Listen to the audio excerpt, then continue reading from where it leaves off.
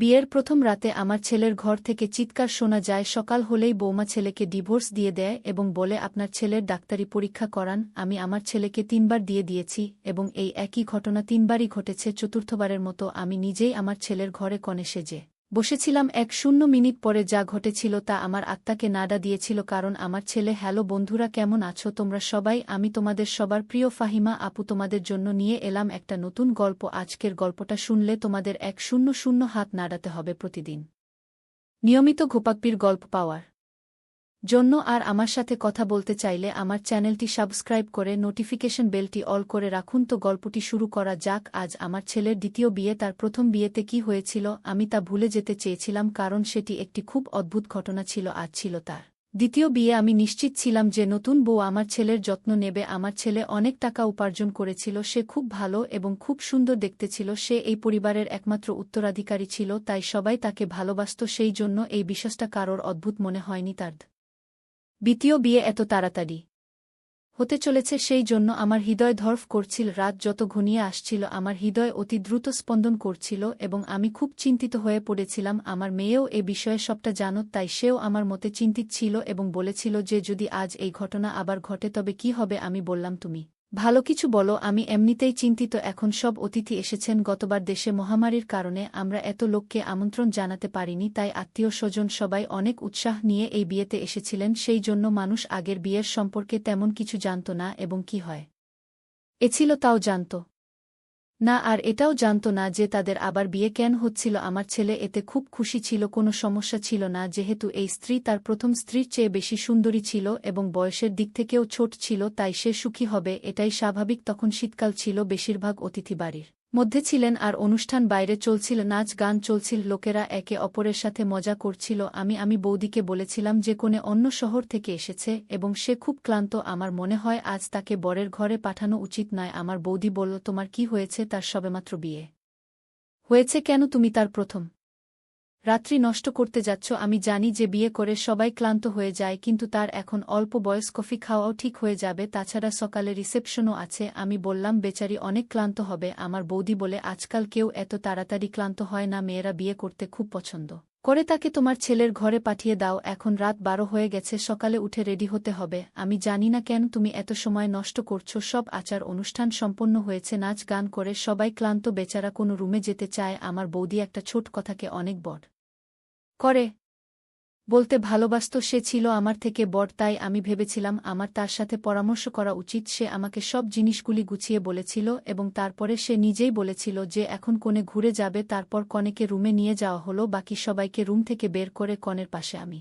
কিছুক্ষণ বসলাম। আমি বললাম দেখো, তুমি তোমার পরিবারের সবচেয়ে বড় এবং তুমি খুব ধৈর্যশীল মেয়ে, এজন্যই তোমাকে ভালো লেগেছে। আমরা যখন বিয়ে করি তখন কিছু জিনিস থাকে যা আমরা পছন্দ করি না, কিন্তু তোমাকে একটু ধৈর্য ধরতে হবে। সে বলল তুমি কি বলছো, আমি বুঝতে পারছি না। আমি বললাম আমার ছেলে যদি কিছু উল্টোপাল্টা বলে তাতে তুমি কান দিও না। জেন ঘরের ব্যাপার ঘরেই রেখো, সকালে আমাকে বলবে, আমি তোমার সমস্যার সমাধান করার চেষ্টা করব। আমার কথা শোনার পর সে কিছুটা নার্ভাস হয়ে গেল। আমি কি নিয়ে কথা বলছিলাম তা নিয়ে সে বুঝতে না পেরে কিছুটা নার্ভাস হয়ে গেল। তারপর সে বলল ঠিক আছে, আমি আমার যথাসাধ্য চেষ্টা করব। এখন এই বাড়ির সম্মান ও আমার সম্মান। আমি কোনো ঘর থেকে বেরিয়ে এলাম, সবাই নিজের নিজের বিছানায় ঘুমাতে গেল। বাড়িতে অনেক নীরবতা ছিল, কারণ সবাই খুব ক্লান্ত ছিল, তাই সবাই ঘুমিয়েছিল। শীতের রাতগুলো এমনিতেই অনেক শান্ত হয়, কিন্তু আমি ঘুমাতে পারিনি। অবশেষে ঘুমাতে গেলাম, কিন্তু আমার চোখে ঘুম ছিল না, আর আমার চোখ বারবার ঘড়ির দিকে যাচ্ছিল আর ভাবছিলাম যত তাড়াতাড়ি হোক যেন সব ঠিক হয়ে যায়, তবে আমার সব দুশ্চিন্তা শেষ হয়ে যাবে। কিন্তু রাত 2:30 বাজার সাথে সাথে আমি একটি প্রচণ্ড চিৎকার শুনতে পাই এবং তারপরেই আমি বুঝতে পারি যে এখন কি ঘটতে চলেছে। এরপরে বারবার চিৎকার শুরু হয়েছিল, এটি একটি মেয়ের চিৎকারের শব্দ ছিল এবং আমি জানতাম সেই মেয়েটিকে হতে পারে। সমস্ত অতিথি ধীরে ধীরে ঘুম থেকে উঠে পড়ে। হঠাৎ আমার ছেলের ঘরের দরজা খুললে এবং আমার পুত্রবধূ পাগলের মতো চিৎকার করে বেরিয়ে গেল, এমনকি সে বুঝতেও পারেননি যে তার কাছে কোনো না নেই। সে সেই পোশাক পরে দূরে বেরিয়ে এসেছিল এবং বাড়ি থেকে পালিয়ে যেতে চেয়েছিল। তখন কিছু মহিলা তাকে ধরে আর জিজ্ঞাসা করে যে তার সাথে কি হয়েছে এবং সবাই তাকে সামলাতে শুরু করে, কিন্তু সে অজ্ঞান হয়ে যায়। যখন সে অজ্ঞান হয়ে যায় তখন তার উপর জল ছিটানো হয়, কিন্তু আমার পুত্রবধূ মুখে জল ছিটিয়ে দেওয়ার পরেও তার জ্ঞান ফেরে না। তার পুরো শরীর ঠান্ডা হয়ে গিয়েছিল। কে তৎক্ষণাৎ হাসপাতালে নিয়ে যাওয়া হয়েছিল। আমি তাকে হাসপাতালে নিতে চাইনি, কারণ এটি নিয়ে আবারও সমালোচনা হবে, কিন্তু অন্য কোনো বিকল্প ছিল না। বেচারা মেয়েটির কোনোভাবেই জ্ঞান ফিরছিল না। তার বাবা মাকেও খবর দেওয়া হয়েছিল, তারাও একে অপরের কানে কথা বলতে শুরু করেছিল। না জানি আমাদের মেয়ের কি হয়েছে, তার সাথে কি আচরণ করা হয়েছে তা আল্লাহই ভালো জানেন। তারা সবাই অদ্ভুত চোখে আমার দিকে তাকিয়েছিল আর আমি চিন্তিত হয়ে হাসপাতালে ঘুরে বেড়াচ্ছিলাম। আমি বাড়িতে ফিরে আমার ছেলেকে জিজ্ঞাসা করতে চেয়েছিলাম যে সে এখন কি করছে, কিন্তু সে ঘরে ছিল না, তার ফোনটিও বন্ধ ছিল। ঘরের অবস্থা একেবারে স্বাভাবিক ছিল, কিছু ভেঙেও যায়নি বা এমন কিছু দেখে মনে হচ্ছে না যে সে তার স্ত্রীর উপর হাত তুলেছে। সম্ভবত আমার ছেলে রাকিব মানুষের প্রশ্ন এড়াতে কোথাও চলে গিয়েছিল। এই মুহূর্তে আমি আমার পুত্রবধূকে নিয়ে চিন্তিত ছিলাম। আমি হাসপাতালে ফিরে যাই। ২-৩ ঘণ্টার মধ্যে হাসপাতালের লোকেরা তাকে ছেড়ে দিয়েছিল। আমার পুত্রবধূ আমাদের বাড়িতে আসতে চায়নি। আমি খুব নার্ভাস ছিলাম, কিন্তু তার মা আমার পুত্রবধূকে বুঝিয়েছিলেন যে তোমার শ্বশুরবাড়ি চলে যাও, নইলে আমি মানুষকে কি জবাব দেব, মানুষ বিভিন্ন জিনিস জিজ্ঞাসা করবে। আমিও আমার পুত্রবধূকে বুঝিয়েছিলাম যে সকালে এখনও আচার অনুষ্ঠান আছে, সেগুলি শেষ করে মায়ের বাড়িতে চলে যেও, আমি তোমাকে আটকাবো না। সে এই কথা শুনে ভীষণ রেগে যায় আর বলে, চুল যাক, তোমার আচার অনুষ্ঠান, আমি তোমার বাড়িতে এক মুহূর্তের জন্য থাকব না। আমি আমার বাড়িতে যাব এবং আমাকে আজ কোনো সমাজ বা আইন কেউই আটকাতে পারবে না। আমি একজন শিক্ষিত মেয়ে এবং আমার নিজের মতো করে জীবনযাপন করার অধিকার আমার আছে। আমি তোমার ছেলের সাথে এক মুহূর্তের জন্য থাকতে চাই না। আমার পুত্রবধূ তার রায় দিয়েছে। আমি চোখের জল নিয়ে তার দিকে তাকিয়েছিলাম। আমার প্রথম পুত্রবধূর ক্ষেত্রেও এই একই ঘটনা ঘটেছিল। সে ছিল আমার খুব প্রিয়, সে আমার মেয়ে বন্ধু ছিল এবং আমার মেয়ে তাকে খুব পছন্দ করত। সে খুব আনন্দের সাথে তাকে বাড়িতে নিয়ে আসত। সে একজন ধনী পিতার কন্যা ছিল, সে খুব সুন্দর মেয়ে ছিল। আমিও তার বাড়িতে আসাটা পছন্দ করলাম। কিছুদিনের মধ্যে আমার মনে হয়েছিল যে সে রাকিবকে পছন্দ করতে শুরু করেছে এবং সেই কারণেই আমি সম্পর্কটি পাঠিয়েছি। কিন্তু বিয়ের পরে তার সাথেও একই ঘটনা ঘটেছিল। বিয়ের প্রথম রাতে সে চিৎকার করে ঘর থেকে বেরিয়ে যায় এবং তারপরে আমার ছেলের মুখ দেখতে অস্বীকার করেন। সবাই তাকে অনেক কিছু বুঝিয়েছে, তোমার জীবন নিয়ে ভাব, কিন্তু সে বলে আমার জীবন নষ্ট হয়ে গেছে, এখন এখানে তোমার ছেলের সাথে আমি থাকব না। আমার ছেলেও ফোনের কোনো উত্তর দিচ্ছিল না। আমি জানি না সে কোথায় গিয়েছিল। মেয়েটির বাবা বারবার বলছিলেন যে আপনার ছেলেকে ফোন করুন, আমাদের তাকে জিজ্ঞাসা করা উচিত যে সে আমাদের মেয়ের সাথে কি করছে। তারপর যখন রাকিব বাড়িতে এসেছিল সবাই তাকে অনেক প্রশ্ন করছিল, কিন্তু সে একদম চুপ ছিল, কিছু বলছিল না। মেয়েটির বাবা মা মেয়েকে সঙ্গে নিয়ে চলে গিয়েছিলেন এবং সেখানে প্রচুর নাটক হয়েছিল অতিথির সামনে আমাদের মানসম্মান নষ্ট করার জন্য। ফাঁক রাখেনি মেয়ে বাবা মা, কিন্তু রাকিব মুখ থেকে একটা কথাও বলছিল না। রাকিবের বাবা মধ্যেই পৃথিবী ছেড়ে চলে গেছেন। আমাকে একাই সমস্ত অপমান সহ্য করতে হয়েছিল। বাড়িতে জড়ো হওয়া লোকেরাও আমাদের অনেক কিছু বলেছিল। মেয়েটির মাকে তো নিয়ন্ত্রণ করতে পারছিলাম না। সে বলেছিল আমার মেয়ের জীবন তো ধ্বংস হয়ে গেছে। আমার মনে হলো আজ যদি মিলন মানে রাকিবের বাবা বেঁচে থাকতেন তাহলে এত তাড়াতাড়ি আমি সাহস হারাতাম না। রাকিব পরিবারের বড় ছেলে ছিল। আমার রাকিবের চেয়ে ছোট একটি মেয়ে ছিল যে কলেজে পড়ত। সবাই নিজেদের মধ্যে ফিসফিস করছিল, রাকিবকে নিয়ে নানা ধরনের গল্প তৈরি হচ্ছিল। কেউ বলছিল জানি না বাবা, হয়তো রাকিব পাগল নাকি, আবার কেউ বলছিল যে হয়তো রাকিব মানসিক রোগী, আবার কেউ বলছিল যে না জানি সে নব্বদের সাথে কি করছে, যে কারণে সে এত বেশি ভয় পেয়েছিল। কিন্তু আমার কাছে এসবের কোনো উত্তর ছিল না। তবে এটা ঠিক যে যখন মানুষ আসল ঘটনাটা জানতে না পারে তখন তারা তাদের নিজস্ব গল্প তৈরি করে এবং তাদের নিজের গল্পগুলি আসল সত্যের চেয়ে বেশি বিপজ্জনক। কিন্তু সমস্যা ছিল তা আমি জানতাম না কেন আমার পুত্রবধূরা রাতে চিৎকার করে আর আমার ছেলের ঘর থেকে পালিয়ে যেত। সেই মেয়েটিও আমাকে কিছু বলেনি। আমি নিজের মনে ভাবলাম হয়তো সে তার বাবা মাকে কিছু বলেছে।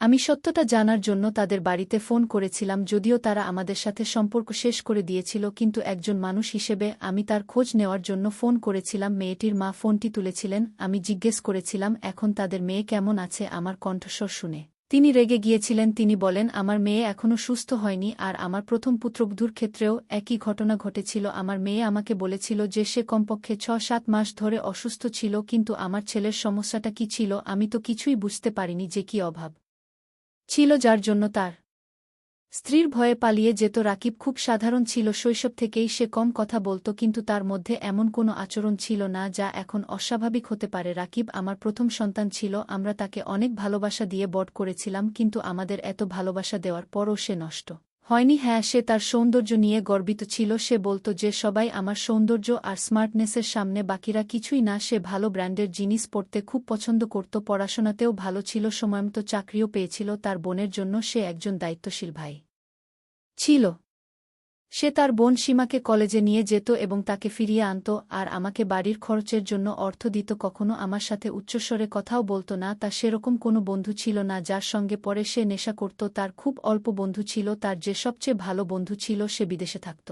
কখনো সে তার সাথে ফোনে কথা বলত, কখনো সে আমার সাথেও তার বন্ধুর কথা বলাত। সে আমাকে বলত, মা আমরা সীমাকেই ছেলের সাথে বিয়ে দিয়ে দিই, সে খুব ভালো ছেলে। সবকিছু মিলিয়ে সব স্বাভাবিক ছিল, কিন্তু দুবাই যা ঘটেছিল তা মোটেও স্বাভাবিক ছিল না। আমি জানি না আমার ছেলের মধ্যে কি অভাব ছিল, সে তার স্ত্রীদের সাথে কি করত যে তারা পালিয়ে যেত। দিনটা ধীরে ধীরে কাটতে লাগল। রাকিব খানিকটা স্বাভাবিক হয়ে গিয়েছিল। এখন সে বাড়িতে একটু কথা বলছে ছিল। এবার আমি ভেবেছিলাম যে আমার রাকিবকে তৃতীয়বার বিয়ে দেব এবং এমন একটি মেয়ের সাথে বিয়ে দেব যে আমাকে বলবে যে রাকিব ফুলসোজার মতো একটি রাতে ঘরে কি করে যাকে অনেকে পালিয়ে যেতে বাধ্য করে। রাকিব তার অন্য দুই স্ত্রীর থেকে তালাক নিয়েছিলেন। আমিও চেয়েছিলাম এই পুত্রবধূকে অন্তত আমার বাড়িতে থাকুক এবং এখান থেকে পালিয়ে না যাক। আমি কারো জীবন নষ্ট করতে চাইনি, কারণ আমিও একটি মেয়ের মা ছিলাম এবং আমি খুব ভালো করে জানতাম যে বিবাহ বিচ্ছেদের দাগ একটি মেয়ের জন্য কত লজ্জাজনক হতে পারে। অনেক চিন্তা ভাবনার পর আমি সিদ্ধান্ত নিলাম যে আমি রাকিবকে এমন একজন বিবাহিত মহিলার সাথে বিয়ে দেব যিনি ইতিমধ্যেই বিবাহিত এবং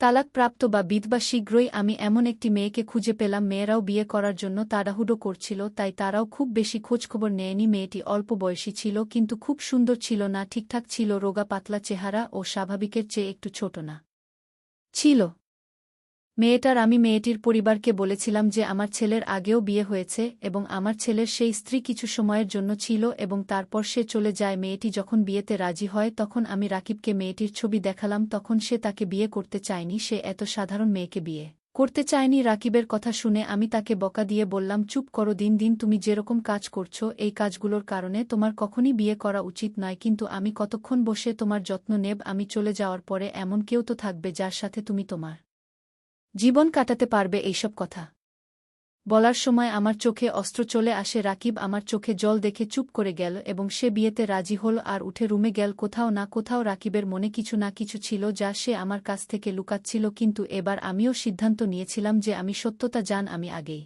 ভেবেছিলাম যে এবার মেয়েটিকে আমি ভরসা করব, কিন্তু তাকে বলবো না যে আমার ছেলের আগের স্ত্রীরা ভয়ে পালিয়ে গেছে। আমি তাকে ভালোবাসার সাথে বুঝিয়েছিলাম যে কোনো সমস্যা হলে আমাকে বলতে, আমি সেই সমস্যার সমাধান করব। আমায় এবার বিয়ের পরিকল্পনা ছিল খুব সহজভাবে করতে হবে এবং তারপর আমি খুব সহজভাবে বিয়ে দিয়েছিলাম। মেয়েটির নাম ছিল নীলিমা আক্তার। লিমা, সবাই তাকে মা বলেই ডাকে। মেয়েটি খুব মিষ্টি ছিল। আমার মেয়েও বলেছিল যে ভাইকে ভাইয়ের মতো ছেড়ে যেতে দিতে, কিন্তু আমি তাকে বলেছিলাম যে তোমার ভাইয়ের সাথে যদি কিছু সমস্যা হয় তবে তার সমাধান করা আমাদের কর্তব্য। এবার আমি খুব বেশি অতিথিকে আমন্ত্রণ জানাইনি। বাড়িতে মাত্র কয়েকজন অতিথি ছিলেন। যারা এসেছিলেন তারা আত্মীয় ছিলেন না, তবে আমার কিছু বন্ধু ছিল যারা আমাকে চিনত। আমি তাদের এবং তাদের পরিবারকে বলেছিলাম। আমি লিমাকে রাকিবের ঘরে নিয়ে গেলাম। তাকে বিছানায় বসিয়ে দেওয়ার সময় আমি লিমার হাত আমার হাতে নিয়ে হালকাভাবে চেপে ধরলাম এবং বললাম, লিমা, আমি তোমার সাথে খুব গুরুত্বপূর্ণ কথা বলতে চাই। আমার কথা খুব মনোযোগ সহকারে শূন্য। লিমা অবাক হয়ে আমার দিকে তাকালো আর ভাবল যে এখন কি গুরুত্বপূর্ণ কাজ করতে হবে। আমি মাকে বুঝিয়ে বললাম যে রাকিবের বিয়ে করতে রাজি ছিল না। খুব কষ্ট করে আমি তাকে বিয়ের জন্য রাজি করেছি। হয়তো রাকিব এসে তোমাকে ভয় দেখানোর চেষ্টা করবে যাতে তুমি তার কাছ থেকে পালাতে পারো, কিন্তু তুমি ভয় পাবে। যাই হোক না কেন আমাকে সবকিছু বলবে। তুমি তার ভয় দেখানো বা তার কথায় পাত্তা দেবে না। লিমা আমার কথা শুনে মাথা নাড়াল। আমি এতে সন্তুষ্ট হয়ে লিমাকে বিশ্রাম নিতে বলে বেরিয়ে এলাম। আমি আমার রুমে যাইনি। সীমা সোফায় শুয়েছিল। আমি সীমাকে তার রুমে পাঠিয়ে দিলাম। বললাম যে তুমি ঘুমাতে যাও, অনেক রাত হয়ে গেছে। সীমা রুমে যাচ্ছিল এবং যেতে যেতে সে বলেছিল যে মা, তুমি যা কিছু করছো সব ভুল করছো। তুমিও একদিন বুঝতে পারবে প্রতিটি সমস্যার সমাধান শুধু বিয়ে নয়। তুমি কোনো মেয়ের জীবন নষ্ট করতে পারো না। সীমা চলে গেলে আমি সোফায় শুয়েছিলাম। আমি মনে মনে আমার আল্লাহকে স্মরণ করছিলাম এবং প্রার্থনা করছিলাম যে হে আল্লাহ, এই রাতটি ভালোভাবে কেটে যাবে। এমন নীরবতা ছিল যেন মনে হচ্ছিল এটা কোনো ঝড় আসার আগে মুহূর্তের নীরবতা। ঘড়ির ঠিক এটাও আমার মাথায় হাতুড়ির মতো লাগছিল। আমি আল্লাহকে দেখছিলাম। তারপর আমি যা ভয় পেয়েছিলাম সেটা ঘটল। লিমা চিৎকার করে বেরিয়ে এসেছিল এবং পাগলের মতো বাড়ি থেকে পালিয়ে যেতে চেয়েছিল। আমি তাকে কিছুটা শান্ত করেছিলাম, কারণ সে কিছু বলার মতো অবস্থায় ছিল না। একটু শান্ত হলে সে ঘৃণা ভরে বলল যে আগে তোমার ছেলের মেডিকেল পরীক্ষা করানো উচিত ছিল। তুমি যদি এটা করতে তাহলে তোমাকে আমাকে এই দিনটা দেখতে হতো না। লিমা খুব বুদ্ধিমান ছিল, তার আর কোনো উপায় ছিল না। সে যে কোনো মূল্যে বিয়ে করার কথা ভেবেছিল কিন্তু লিমা এই সম্পর্ক বজায় রাখতে পারেননি এবং সে রাকিবকে ছেড়ে চলে যায়। পরের দিন লিমার বাড়ি থেকে ফোন আসে ছেলে যাতে আমাদের মেয়েকে ডিভোর্স দিয়ে দেয়, অন্যথায় আমরা আদালত থেকেও এই কাজটি করতে পারি। আমি হতবাক অবস্থায় ফোন ধরে সোফায় বসেছিলাম কারণ এখন কোনো অবস্থাতেই কেউ রাকিবকে গ্রহণ করতে রাজি ছিল না। আমি আগে যে পুত্রবধূদের নিয়ে এসেছিলাম সে ধনী পরিবারের ছিল এবং সুশিক্ষিত ছিল, কিন্তু লিমা একজন বিধবা ছিল আর সে দরিদ্র পরিবার ছিল এবং খুব সুন্দর ছিল না। আমি আগেই মাকে সবকিছু বুঝিয়ে দিয়েছিলাম, এ কারণেই ব্যাপারটা এত খারাপ হয়ে গেল। আমি বুঝতে পারছিলাম না যে আমার ছেলের মধ্যে কি অভাব ছিল। যে গহনা আমরা অনেকে দিতাম কনের পরিবার বিয়ের দ্বিতীয় দিনে তা ফিরিয়ে দিত, আমি যৌতুক ও নিতাম না। তারপরও কি এমন হতো যে এত সুন্দর শিক্ষিত ও ধনী ছেলেকে রেখে ও মেয়েরা পালিয়ে যেত? ব্যাপারটা কি আর তা কিভাবে জানা যায় তা ভেবে ভেবে আমি পাগল হয়ে যাচ্ছিলাম। রাকিব ও মুখ দিয়ে কিছু বলতে রাজি ছিল না। আমি যখনই এটা নিয়ে কথা বলার চেষ্টা করতাম সে উঠে বাইরে যেত, সে আমাকে কথা বলার সুযোগ দিত না। কিন্তু এখন আমি রাকিবের উপর সবসময় নজর রাখতে শুরু করি, তার প্রতিটি পদক্ষেপের দিকে মনোযোগ দিই যাতে কিছু তো আমি সূত্র পেতে পারি এবং সত্য কি সে সম্পর্কে জানতে পারি। কিন্তু তার অঙ্গভঙ্গি থেকে কখনোই মনে হয়নি যে তার মধ্যে অস্বাভাবিক কিছু আছে। সে অন্যান্য সব ছেলেদের মতো সাধারণ ছেলের মতোই ছিল। আমি কোনো রাস্তা দেখতে পাচ্ছিলাম না। দিন বিরক্ত হয়ে আমি রাকিবের বন্ধুকে ফোন করলাম এবং বিদেশে থাকা ওই বন্ধুকে আমি জিজ্ঞেস করলাম, তুমি রাকিবের একমাত্র বন্ধু যার সাথে রাকিব তার সমস্ত মনের কথা বলে, আমাকে রাকিব সম্পর্কে কিছু বলো। সে নিশ্চয়ই তোমাকে তার জীবন সম্পর্কে কিছু বলেছে। কিন্তু আমি তো এটা শুনে অবাক হলাম যে সে তার বন্ধুকে নিজের সম্পর্কে কিছু বলেনি, আর এটাই আমার কাছে খুব অদ্ভুত লাগছিল। সে কি তার বন্ধুকে বলেনি যে সে 3বার বিয়ে করেছে এবং তার 3 স্ত্রী তাকে ছেড়ে চলে গেছে? সে তার বন্ধুকে এই কথা জানায়নি যে তার সবচেয়ে ভালো বন্ধু ছিল। এটি আমার কাছে যথেষ্ট অদ্ভুত মনে হয়েছিল, তবে সম্ভবত সে বলেনি কারণ সে লজ্জিত হতে চাননি যে বিয়ের রাতে তার স্ত্রী পালিয়ে যায়, সেটাও 3 স্ত্রী। ধীরে ধীরে আরও 6 মাস